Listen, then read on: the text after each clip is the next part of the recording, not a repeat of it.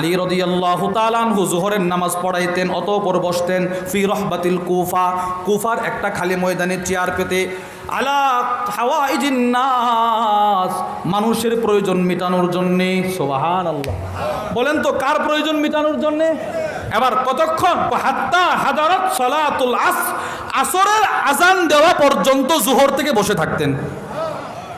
তাহলে 4 সাহাবীর ভিতরে এই সিফত ছিল কি ছিল না বলেন? সব সাহাবীর ভিতরে। এবার কিছু বুজুর্গদের কথা শুনেন। শাইখুল ইসলাম ইবনে তাইমিয়া রাহিমাহুল্লাহ, কানা শাইখুল ইসলাম ইয়াসআ ফি হাওয়াইজিন নাস সাইয়ান শাদীদা। উনার ব্যাপারে আল্লামা আব্দুল মুহসিন ইবনে আব্দুল কাসিম খুতুওয়াত ইলা সাআদা কিতাবের মধ্যে নিয়ে আসছে, শাইখুল ইসলাম ইবনে তাইমিয়ার ভিতরে মানুষের প্রয়োজন মিটানো, মানুষকে সহযোগিতা করার সিফতটা এতটাই বেশি ছিল, রাতে দিনে তিনি অক্লান্ত পরিশ্রম করতেন শুধু মানুষের প্রয়োজন মেটানোর জন্য।